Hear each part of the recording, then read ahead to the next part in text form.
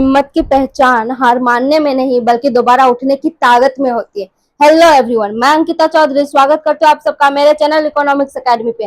जैसे कि आप लोग जानते हैं, हमने ओसीएम सब्जेक्ट स्टार्ट किया है 11th स्टैंडर्ड का, जिसका चैप्टर 1 हमने ऑलरेडी स्टार्ट कर दिया है, जिसका नाम है introduction to commerce and businesses. इसका लेक्चर 1 ऑलरेडी हमने पोस्ट किया है, जिन्होंने नहीं देखा है वो जाकर देखे, क्योंकि उसमें हमने मीनिंग्स क्या है बिजनेस की और फीचर्स क्या है बिजनेस की वो कॉन्सेप्ट को क्लियर किया है। क्यों वो इम्पोर्टेंट है आगे के प्रोफेशंस के लिए, जैसे कि प्रोफेशन एम्प्लॉयमेंट से डिफरेंस बिटवीन करने के लिए। आज हम एक्सप्लोर करेंगे प्रोफेशन क्या है और एम्प्लॉयमेंट क्या है। तो चलिए आज के लेक्चर स्टार्ट करते हैं। Profession,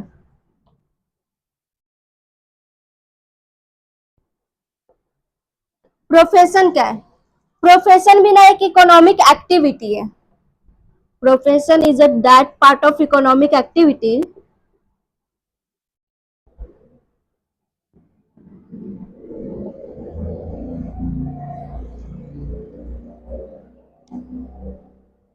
under which person uses his educational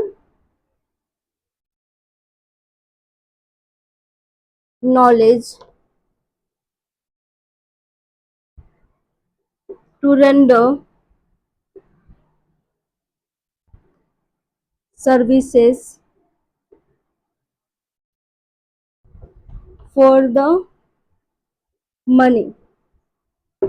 profession होता क्या है? आपके बुक में एक डेफिनेशन दिया गया। Profession is a that part of economic activity under which person uses his knowledge, educational knowledge. Render, render क्या है? रेंडर एक नया शब्द है। रेंडर का मतलब होता है प्रोवाइड करना।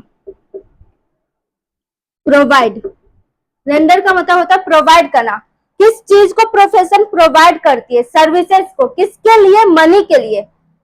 अगर इसको हिंदी में बोले तो प्रोफेशन एक ऐसी करियर अपॉर्चुनिटी है, एक करियर है, एक ऑक्यूपेशन है जिसमें लोग अपनी एक्सपर्टीज को यूज करते हैं लोगों की मदद करने के लिए, लोगों को सर्विसेज प्रोवाइड करने के लिए। देखो प्रोफेशन और क्या होती है? प्रोफेशन ना एक ऐसे फील्ड ऑफ नॉलेज देता है, मतलब कोई भी फील्ड ले लो, जैसे कि एजुकेशन का हो गया, डॉक्टर के बारे में, डॉक्टर मेडिसिन के बारे में, या फिर सीए जो चार्टेड अकाउंटेंट है वो अपने अकाउंटेंट की नॉलेज जैसे कि टैक्स वगैरह ये सारी चीजों की पढ़ाई करते हैं। एक टीचर कोई भी एक सब्जेक्ट को ले लो जिससे वो उन्होंने अपनी पढ़ाई कंप्लीट की है, एक एक्सपर्टीज नॉलेज ली है, जिससे जैसे कि ट्रेनिंग ली है, स्किल्स है उनके पास में, वो सारी चीजें को यूज करके जो आपको प्रोवाइड करती है ना सर्विसेज, उसको प्रोफेशन कहते हैं। प्रोफेशन का एग्जांपल ले लो, सीए, डॉक्टर, लॉयर, टीचर,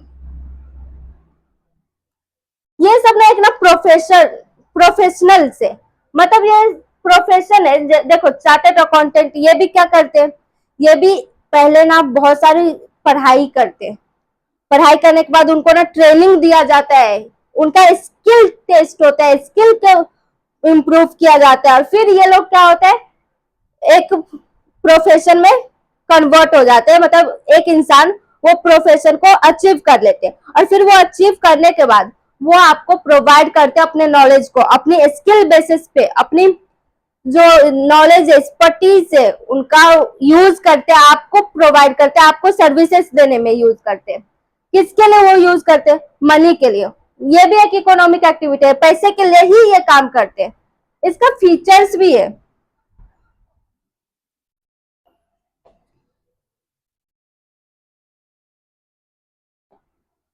एक प्रोफेशन कहने के लिए क्या क्या चीज की जरूरत होती है वो चीज हम देखेंगे। प्रोफेशन का फीचर्स क्या है? एम, एक प्रोफेशन का एम क्या है? मतलब एम का मतलब होता है उसका मोटिव क्या होता है प्रोफेशन का। एक प्रोफेशनल का मोटिव क्या होता है प्रोफेशन स्टार्ट करने के लिए? इनका मोटिव होता है जो ये एक्सपर्ट सर्विस दे सके। ये क्या करते हैं? अपने एक्सपर्ट सर्विसेज प्रोवाइड करते हैं लोगों को। जैसे कि मैं टीचर हूँ तो मैं अपने एक्सपर्ट नॉलेज आप लोगों को प्रोवाइड कर रही हूँ आपकी फैसिलिटी के लिए। फिर ये किस लिए करते हैं, इनका मोटिव क्या रहता है? To earn money. इनका मोटिव क्या है? मनी को अर्न करने के लिए, मनी गेन करने के लिए ये अपने एक्सपर्ट सर्विसेज को आप लोगों तक पहुंचाती है, आपको देती है। जैसे कि एक सीए, ये क्या करते हैं? अपने एक्सपर्ट नॉलेज, अपने एक्सपर्ट जो है वो नॉलेज अकाउंटेंसी में या फिर टैक्सेशन में, ये सारी चीजों को प्रोवाइड करते हैं। ये सारी चीजों की सर्विस आपको देती है और आपसे बदले में क्या लेती है? मनी लेती है, पैसे लेती है, फी लेती है। तो इनका एम यही है, जो एक्सपर्ट सर्विस को प्रोवाइड करो और बदले में मनी लो। क्वालिफिकेशन,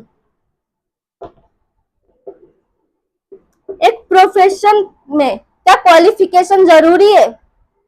हाँ, एक प्रोफेशन में एक क्वालिफिकेशन की जरूरत होती है।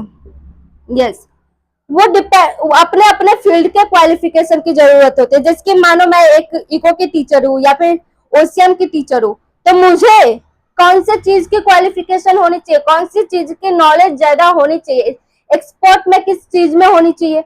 इको में एक्सपर्ट होना चाहिए और ओसीएम में एक्सपर्ट होना चाहिए। एक डॉक्टर है, मानो एक सर्जन है, उनको किस चीज में एक्सपर्ट होना चाहिए? उनको वो मेडिकल लाइन की ना पूरी नॉलेज होनी चाहिए जो वो सर्जरी में यूज करेंगे, जो आपको सर्जरी करने में यूज आएगी। तो उनको क्वालिफिकेशन उस चीज की चाहिए। एक लॉयर है तो उनको क्या चीज की क्वालिफिकेशन चाहिए? एलएलबी की चाहिए। एक सीए हो गया, टीचर्स हो गए, या फिर कोई भी ऐसे प्रोफेशन जिसमें क्वालिफिकेशन की जरूरत रहती ही है, क्योंकि वो एक्सपर्ट नॉलेज के बेसिस पे रहती है। एक एजुकेशनल नॉलेज होना चाहिए उनके पास में, एक स्किल होना चाहिए, ट्रेनिंग होना चाहिए, जिसके वजह से वो प्रोफेशन कहलाती है। तो क्वालिफिकेशन तो मस्ट इम्पोर्टेंट है प्रोफेशन के लिए। कैपिटल, कैपिटल आप लोगों को तो पता है, जो पैसे बिजनेस में लगाते हैं उसको कैपिटल कहते हैं। क्या प्रोफेशन के लिए कैपिटल होना जरूरी है? हाँ भी और ना भी। अभी आप लोग बोलेंगे हाँ, चाहिए या नहीं चाहिए, क्लियर बताओ ना। हाँ भी ना भी क्या होता है?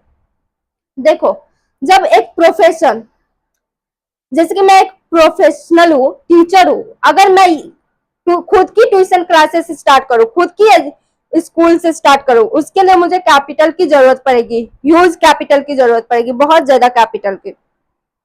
पर वहीं पे अगर मैं एक टीचर होने के बावजूद मैं किसी स्कूल में जा रही हूँ पढ़ाने के लिए, या फिर कोई और ट्यूशन क्लासेस को ज्वाइन कर रही हूँ पढ़ाने के लिए, तो मुझे इसमें कैपिटल की जरूरत नहीं पड़ेगी।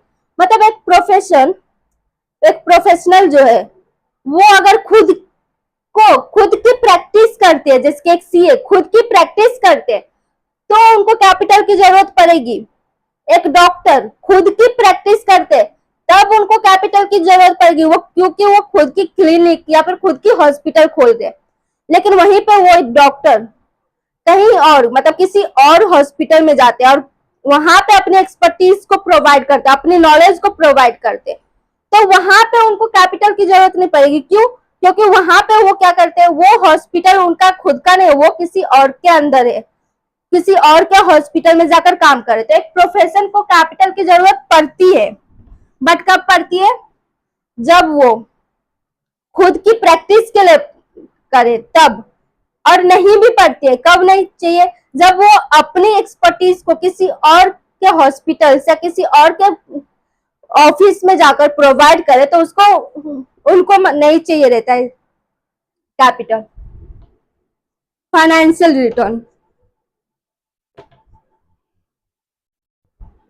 फाइनेंशियल रिटर्न क्या होता है? मतलब पैसे की रिटर्न उनको कैसे वे में मिलती है, कौन सी वे में मिलती है उनकी रिटर्न। देखो, एक प्रोफेशन, एक प्रोफेशनल जो है वो अगर खुद की प्रैक्टिस करते हैं तो उनको फी मिलती है। देखो, आप एक सीए के पास में जाओगे और आप देखो एक खुद की सीए, वो सीए है जो मतलब खुद की प्रैक्टिस कर रहे। For example CA Paulami, example के तौर पे वो ना बोसर में ही एक खुद की कंपनी खोली है।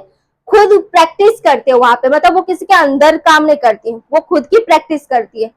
तो वो जब खुद की प्रैक्टिस करती है, जब आप उनके पास जाओगे, आप बोलोगे जो इनकम टैक्स फाइल करवानी है ये करके दो, या फिर कोई ऑडिट करवानी है तो वो करके दे, ये सारी चीजें जब आप लेते हो, या फिर कोई किसी को फॉर्म बनवानी हो, पार्टनरशिप फॉर्म बनवानी हो, उसके लिए साइन चाहिए रहेगा, या किसी को प्राइवेट कंपनी खोलनी हो उसके लिए चाहिए रहेगा सीए की एडवाइस वगैरह, तो वो क्या लेंगी आपसे, आप उनको पैसे जब दोगे ना तो वो उनके लिए फी हो जाएगी, क्योंकि वो खुद की प्रैक्टिस कर रही है। अभी देखो मैं यहाँ पे ट्यूशन क्लासेस खुद की ले रही हूँ, तो मुझे जब आप पैसे दोगे ना, वो मुझे मेरे लिए फी हो जाएगी, रिटर्न में क्या होगी, फी।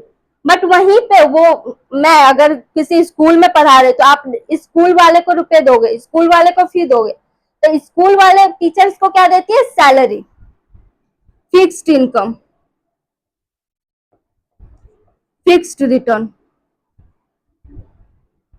वहीं पे वो सीए जो थी, सीए पॉलमी फॉर एग्जांपल, वो बिग फर्म में काम कर रही है, वो जो बिग फर्म में काम कर रही है ना, वहां पे जब उनको रिटर्न मिलेगी वो उनके लिए फिक्स्ड रिटर्न होएगी। तो एक प्रोफेशन में रिटर्न, अगर वो खुद की प्रैक्टिस कर दिए तो उनको फी मिलती है, अगर वो किसी और के लिए प्रोफेशन का एक्सपर्टीज का नॉलेज का यूज कर रही है तो उनको फिक्स्ड रिटर्न मिलती है। मतलब एक तरह से फाइनेंशियल रिटर्न उनके लिए फी और फिक्स्ड रिटर्न में आती है। अभी नेक्स्ट पॉइंट है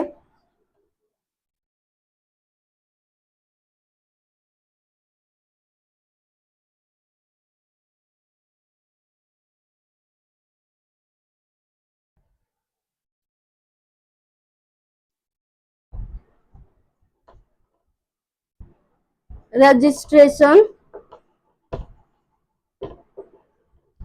and membership.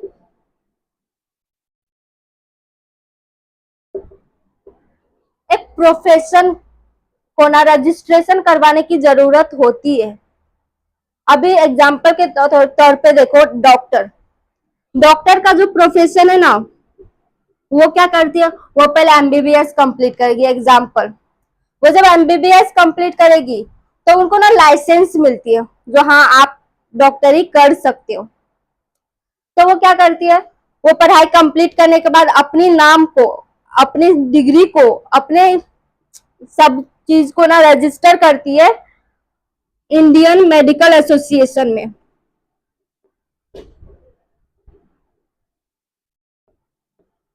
Indian medical association में उनको रजिस्टर करना पड़ता है। एक डॉक्टर जो है जब उनका एमबीबीएस हो जाते तो वो अपने आईडी को, अपने नाम को रजिस्टर कहाँ पे उनको करना पड़ता है, मेडिकल एसोसिएशन में। जब वो मेडिकल एसोसिएशन में रजिस्टर कर देते अपने नाम को, फिर उनको मिलती है मेंबरशिप आईडी, उनको कुछ नंबर्स मिलती है जिसको बोलते हैं मेंबरशिप आईडी। मेंबरशिप नंबर जो है, वो मेंबरशिप नंबर से इंडियन मेडिकल एसोसिएशन उस डॉक्टर को पहचानती है।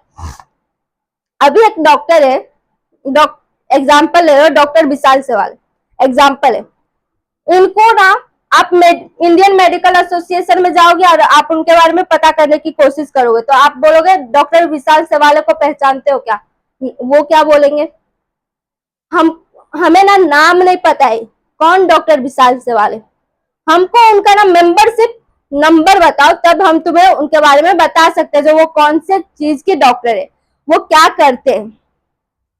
वैसे ही एक सीए, सीए जब उनका फाइनल हो जाते तो उनको ना रजिस्टर, वो जब कोर्स करना स्टार्ट करते ना तभी ना वो रजिस्टर करते हैं आईसीआई में।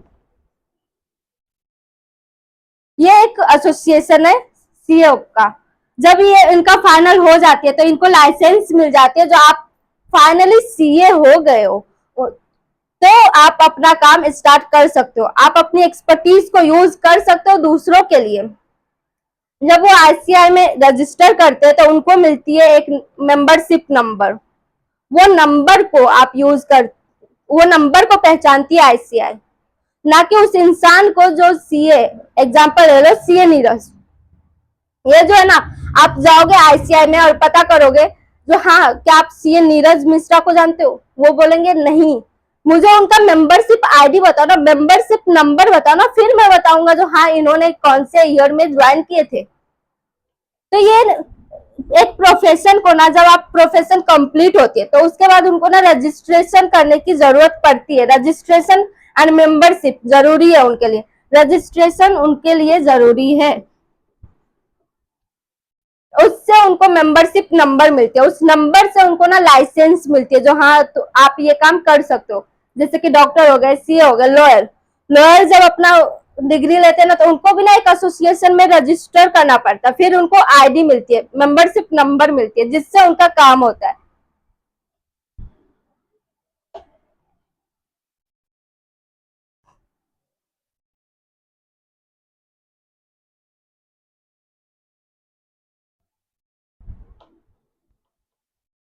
नॉन ट्रांसफरेबिलिटी,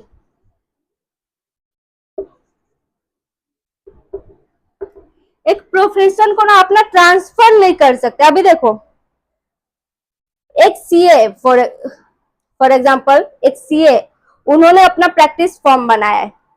वो प्रैक्टिस फॉर्म को अगर बेचना भी चाहे, वो किस नाम से, देखो, सीए नीरज मिश्रा, इस नाम से उनका पूरा ऑफिस है, वो वहां पे काम करते हैं।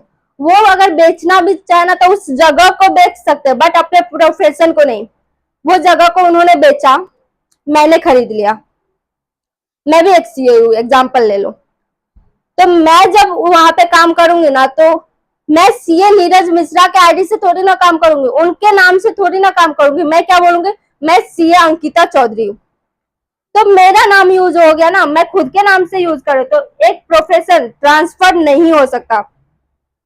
एक डॉक्टर है, वो एक क्लिनिक खोले, उनको कुछ प्रॉब्लम आया, उन्होंने अपनी क्लिनिक को बेचे, कि कोई और डॉक्टर खरीद लिया, वो डॉक्टर भी इलाज करेगी, बट वो डॉक्टर क्या, जो डॉक्टर पहले थे उनके नाम से इलाज करेगी क्या, मैं ये डॉक्टर हूँ। वो क्या बोलेंगे, मेरा नाम जो है, मैं उस वो डॉक्टर हूँ।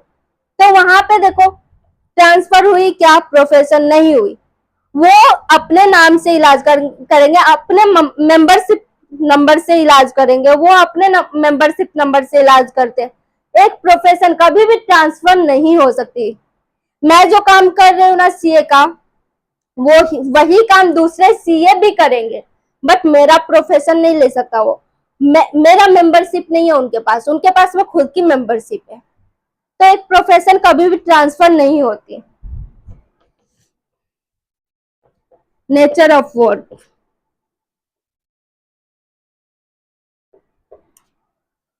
एक प्रोफेशनल जो होते हैं ना, वो उनका काम होता है, क्लाइंट पे डिपेंड करता है, मतलब उनको क्लाइंट जैसा बोलेगी ना, उस हिसाब से वो काम करते हैं। अभी देखो, मैं प्रोफेशनल हूँ, मैं एक सीए हूँ, मैं दूसरे को ये नहीं बोलूंगी, मतलब मुझसे सर्विस लो, तो मैं ये नहीं बोलूंगी जो तुम ये काम करवा लो, तुम प्राइवेट कंपनी खोल लो, तुम एलएलपी खोल लो, लिमिटेड लाइबिलिटी पार्टनरशिप, या फिर तुम पार्टनरशिप फॉर्म खोल लो।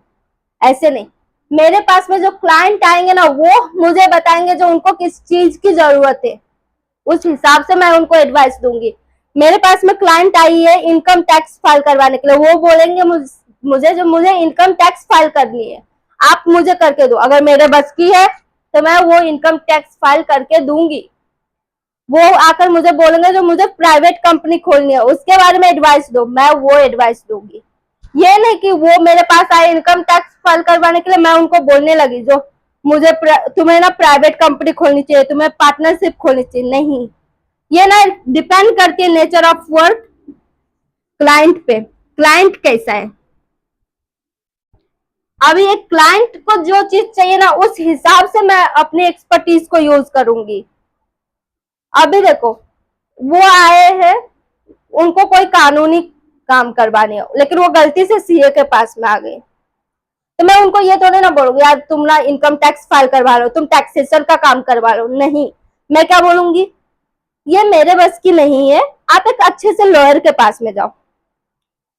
क्यों, मैं उनको एडवाइस नहीं दे सकती जो आप ये काम करवा लो। उनको क्या चीज की जरूरत है, उनको लॉयर की जरूरत है। अभी तो वो लॉयर के पास में जाएंगे और लॉयर को बोलेंगे जो मुझे ये प्रॉपर्टी में लफड़ा हो गया तो इसके बारे में एडवाइस दो, या कुछ भी। या फिर उनको सीए की जरूरत है, बट उनको टैक्सेशन की नहीं, उनको अकाउंटिंग की कुछ जरूरत है, तो वो क्या बोलेंगे, मुझे अकाउंटिंग के मामले में ये चीज समझाओ, ये चीज का एडवाइस दो, तो मैं उनको अपनी अकाउंटिंग की एक्सपर्टीज को यूज करके उनकी मदद करूंगी और बदले में फी लूंगी। इसके लिए नेचर ऑफ वर्क जो है प्रोफेशन का, वो डिपेंड करता है क्लाइंट पे, क्लाइंट कैसा आया है। तो ये 7 फीचर थी प्रोफेशन की। अभी हम लोग एम्प्लॉयमेंट करेंगे।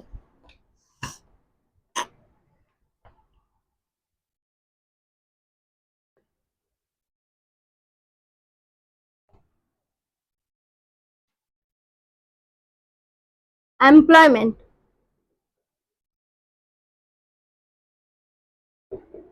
एम्प्लॉयमेंट क्या होती है? एम्प्लॉयमेंट बिना एक इकोनॉमिक एक्टिविटी रहती है, लेकिन ये एक्टिविटी हम दूसरों के लिए करते हैं, किसी और के अंदर में हम करते हैं।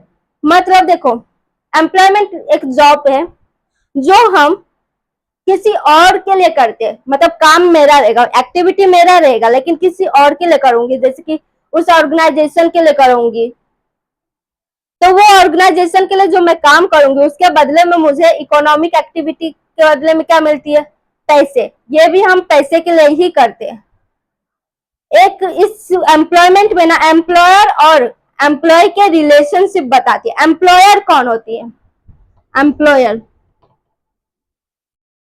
एम्प्लॉयर वो रहती है जो जॉब को ऑफर करते हैं।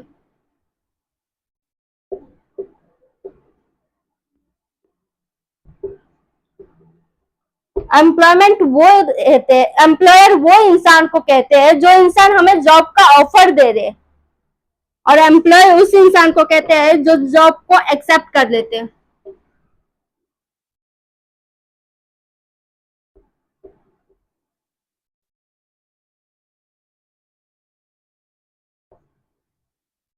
देखो, एग्जाम्पल ले लो, आपके पापा मानो एक एम्प्लॉय है, हो सकता है वो प्रोफेशन में हो या फिर हो सकता है वो बिजनेस कर रहे हो, बट एक एग्जाम्पल ले लो कि वो एक एम्प्लॉय है। वो गए इंटरव्यू में, उनको जिस बिजनेस में गए, जिस कंपनी में उनका इंटरव्यू था, वहां पे जो इंटरव्यू लिया और जिन्होंने ऑफर किया उनको, जो हाँ मैं आपको नौकरी दे रहा हूं, जो ये शब्द का इस्तेमाल करते हैं ना, ये नौकरी लोगे क्या, ये नौकरी आपके लिए ही है, तो वो इंसान कौन हो गया? एम्प्लॉयर। और आपके पापा एक्सेप्ट कर लेते, बोलते हाँ सर मैं रेडी हूँ ये जॉब करने के लिए। वो आपके पापा क्या हो गए? एम्प्लॉय। देखो, एम्प्लॉयर वो इंसान है जो ऑफर करते हैं जॉब का, और एम्प्लॉय वो इंसान है जो वो ऑफर को एक्सेप्ट करते हैं। इन एम्प्लॉयमेंट में एम्प्लॉयर और एम्प्लॉय का रिलेशनशिप बताते हैं, मतलब एम्प्लॉयर का रिलेशनशिप, एम्प्लॉय का रिश्ता एम्प्लॉयर के साथ कैसा है, एम्प्लॉयर का रिश्ता एम्प्लॉय के साथ कैसा है, ये बताती है एम्प्लॉयमेंट में। एम्प्लॉयमेंट एक इकोनॉमिक एक्टिविटी है। अभी हम फीचर्स पढ़ते हैं एम्प्लॉयमेंट की। अभी देखो, एम्प्लॉयमेंट हम क्यों करते हैं? हम क्यों दूसरे के लिए काम करेंगे? बदले में हमें भी तो कुछ चाहिए रहेगी ना। एम, एम्प्लॉयमेंट की पहला फीचर्स क्या है? एम। आप सोचो, इनका मोटिव क्या होता है एम्प्लॉयमेंट का? आपके पापा काम करने के लिए क्यों जाते हैं किसी और के अंदर, किसी और के कंपनी में काम करने क्यों जाते हैं? अपनी इतनी मेहनत क्यों बहाते हैं? क्यों? बदले में उनको पैसे मिलेगी। एम क्या उनका? To earn money. वो सिर्फ और सिर्फ पैसे के लिए ही काम करते हैं एम्प्लॉयमेंट में। अब देखो, पैसे के लिए ही हम बिजनेस भी करते थे, लेकिन बिजनेस में हम क्या करते थे? गुड्स एंड सर्विसेज को बेचते थे। प्रोफेशन भी बिजनेस के लिए ही है, लेकिन उसमें हम क्या करते थे? अपनी educational knowledge, training knowledge, skill को यूज करते थे, एक्सपर्टीज को यूज करते थे सर्विस प्रोवाइड करने के लिए। और यहाँ पे एम्प्लॉयमेंट में हम क्या करते हैं? हम यहाँ पे भी पैसे के लिए ही काम करते हैं, बट हम यहाँ पे अपना मेहनत यूज करते हैं किसी और के लिए। हम यहाँ पे काम करते हैं किसी और के लिए और बदले में हम उनसे पैसे लेते हैं। Qualification,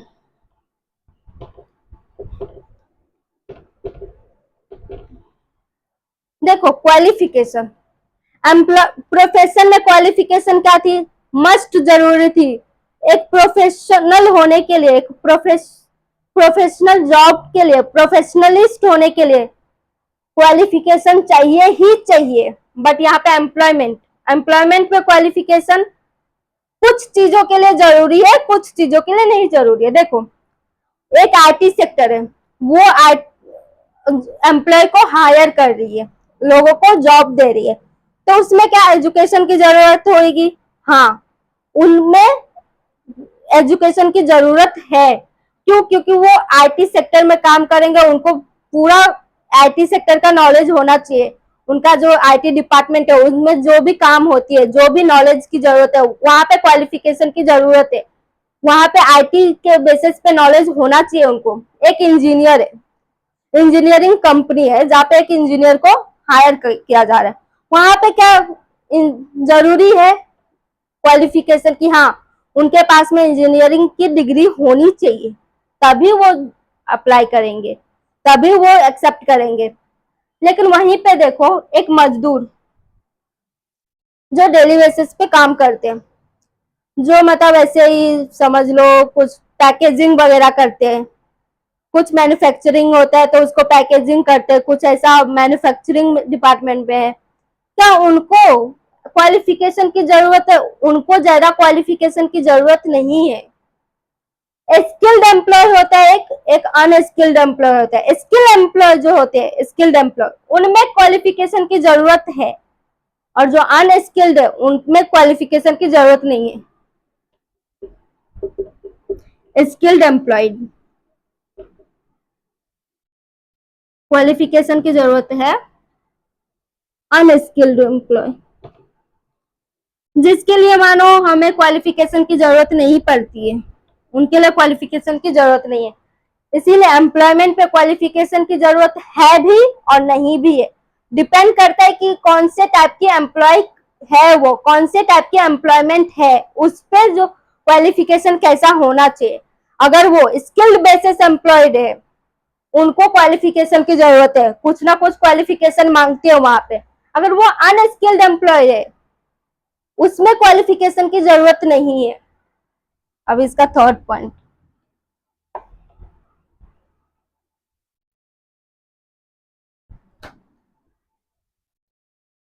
monetary return.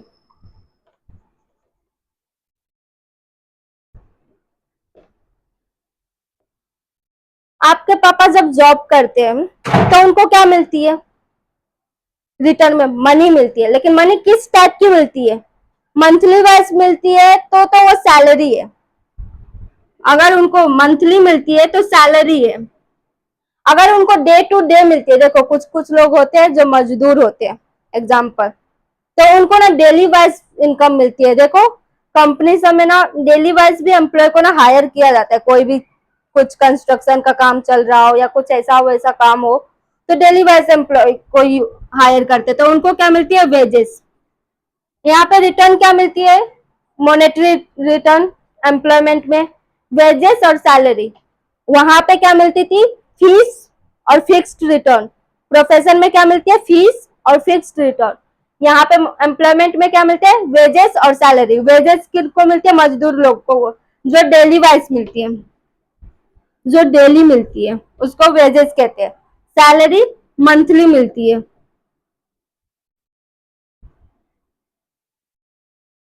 इनको सैलरी कहते हैं। अभी देखो, एम भी इनका अर्न मनी है, क्वालिफिकेशन की जरूरत है या नहीं है? स्किल्ड एम्प्लॉय के लिए है, अनस्किल्ड के लिए नहीं है। Monetary return, salary monthly wise जिनको मिलते हैं उनको कहते हैं। वेजेस जो डेली वाइज लेते हैं एम्प्लॉय, उनको कहते हैं वेजेस।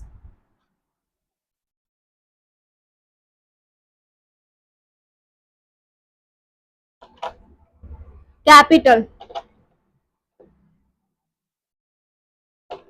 अभी देखो कैपिटल की ना यहाँ पे जरूरत नहीं है। क्यों? क्योंकि आप ना किसी और के लिए काम कर रहे हो, किसी और कंपनी में जाकर काम कर रहे हो। वही देखो, एक टीचर जो थी, वो टीचर एक प्रोफेशनली अगर खुद से काम कर रही थी, खुद के ट्यूशन बैठाती, खुद की ट्यूशन बनाती, खुद की क्लासेस बनाती, तब उनको ह्यूज कैपिटल की जरूरत पड़ रही थी। लेकिन वहीं पे अगर वो जॉब कर रही है किसी स्कूल में एक एम्प्लॉय के बेसिस पे, वो एक स्कूल एक ऑर्गेनाइजेशन के अंदर काम कर रही है, तो वहां पे उनको किसी चीज की जरूरत नहीं है, तो वहां पे उनको ना कैपिटल की जरूरत नहीं पड़ रही, तो वो एक एम्प्लॉय है। आपके पापा, एग्जाम्पल ले लो, आपके पापा किसी और के कंपनी में जाकर काम करते हैं, तो क्या आपके पापा को कैपिटल की जरूरत पड़ेगी क्या स्टार्टिंग में? नहीं पड़ेगी। क्यों?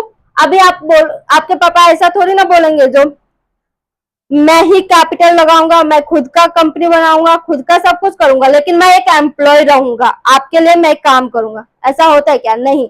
वो तो आपका खुद का हो गया ना, खुद का बिजनेस या फिर खुद का प्रोफेशन हो जाएगी। लेकिन वहीं पे आपको, आपके पापा को कोई हायर करेगा और आपके पापा को ये बोले मैं आपको हायर कर रहा हूं, आप मेरे लिए काम करोगे, लेकिन कैपिटल आपको लगानी पड़ेगी। आपके पापा कभी हाँ बोलेंगे? बोलेंगे इससे अच्छा मैं खुद ना खोल लूं सब कुछ, जो मैं आपके लिए काम करूं? फिर नहीं। इसीलिए तो वहां पे क्या बोलते हैं एम्प्लॉयर, जो आप मेरे लिए काम करोगे, मैं बदले में आपको सैलरी दूंगा, आपको फिक्स्ड इनकम दूंगा, आपको कैपिटल लगाने की जरूरत नहीं। आप किसी और के अंडर में काम करो, किसी और के ऑर्गेनाइजेशन में काम करोगे, तो आपको ऑर्गेनाइजेशन बनाने की जरूरत ही नहीं है, तो कैपिटल की भी यहाँ पे जरूरत नहीं है। ये हुआ fourth features. Fifth, registration.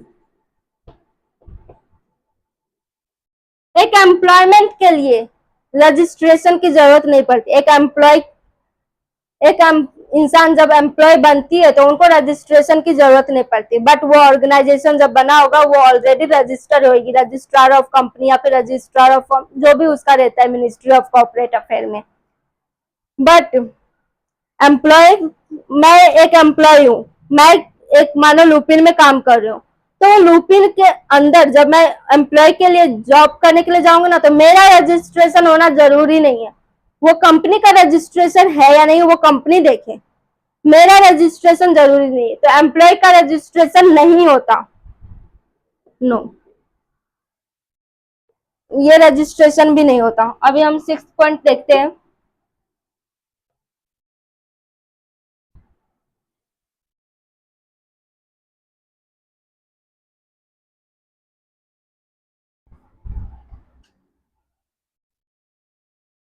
Non transferability.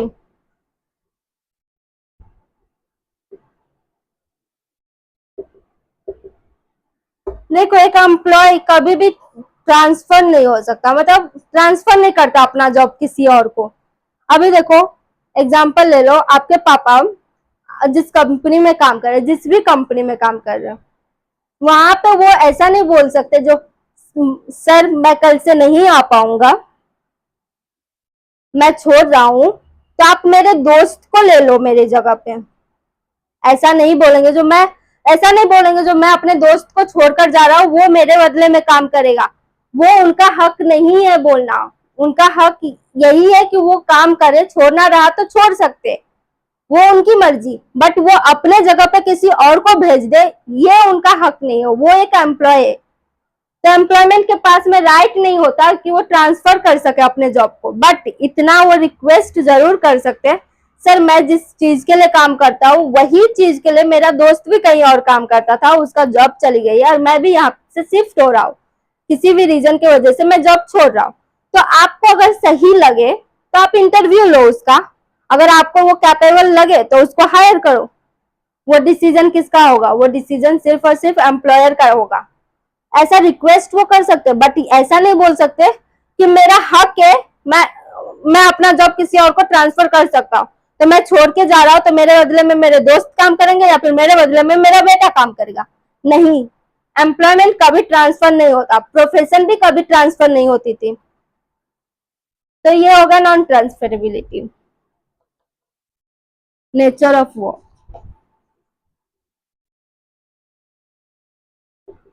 एक प्रोफेशन में नेचर कैसा था वर्क का?